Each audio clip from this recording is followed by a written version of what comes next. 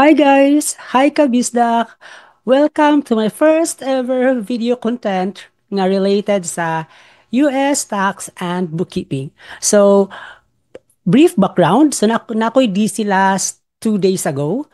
And then, iyahang concern is that siya ang nag-prepare sa iyahang tax return and aware siya nga mali ang iyahang gi-file na return. So, kinahanglan siya i-amend.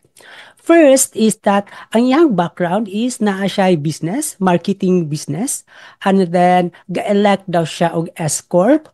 And then, ga-pay daw siya wages sa iyahang self o ga-issue siya og K1.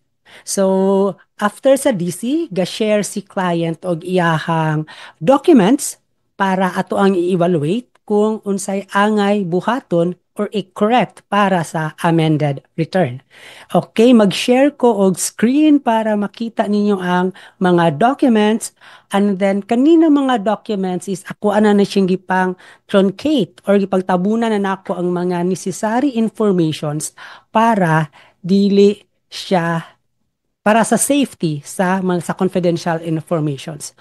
First, giuna na tuglantaw iyahang tax return.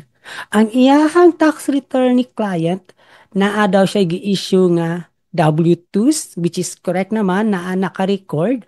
And then, ang ubang business, pag-check na ko ang iyahang W-2s, dili na ko matrace kung naa ba yung ga-issue W-2s. So, walay documents na it is properly filed nga ga bayad jud og wages sa iyang self. And then, pag-check na ko ang iyang initial return is na as ang business naka-record under Schedule C. Meaning, naa siya sa Schedule C under sole proprietor, dili sa S-Corp.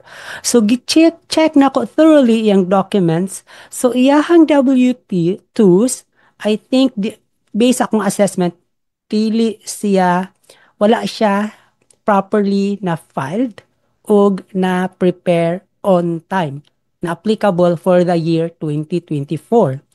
And then, wala siya laing business, kundi ang kuan lang, ang katong marketing agency niya nga sa iyahang return, iyahang gi-file under Schedule C. Pero during our DC, miana siya nga S-Corp na siya. So, pangayo na ko ang files para siyang S-Corp election. And then, pag-check na ko siyang S-Corp election, daghang mga errors or mga inconsistencies na sure kong i-decline or dili makapasar sa IRS.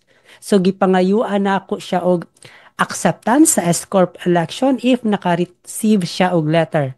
Pero unfortunately, wala siya naka-receive. So most likely, ako based sa assessment ani based sa ako ang experience, i-reject ni IRS. Kaya first, ang signature is wala or dili within the prescribed nga required format ni IRS. So since wala siya naka-receive og acceptance, so malamang sa malamang dili pa siya S-Corp. Wala pa, di pa valid yung S-Corp election. So gipangayuan ako siya. So wala, so mag-apply, mag-resubmit og S-Corp election, which is ang form 2553 para maka-file og return as an S-Corp. And then, gilantaw na ako iyahang K1. Ang iyahang K1, mauna iyang K1, ang iyahang ordinary business income is loss. Pero ang description ani na information sa K1 is iyang similar siyang Schedule C. Weird ka, iyang Schedule C siyang initial return is positive, earning ang business. So, obviously, mali ang iyahang K1. I don't know, giunsan niya pag-prepare, basta sure ko nga mali.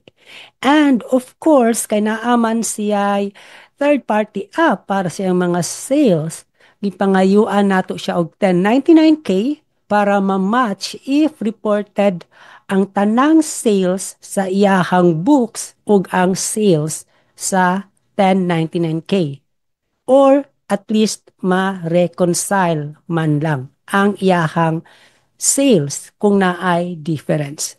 So, medyo matrabaho si client, I have to admit, because siya ra ang gabuhat sa iyahang return and sa iyahang books is naa siya firm ga-handle pero sa last quarter is siya na daw ang ga-handle. So, medyo once ma-prepare na nato ang iyang books na ready na, so mag-file ta og S Corp election, mag-file og 1120S and personal return.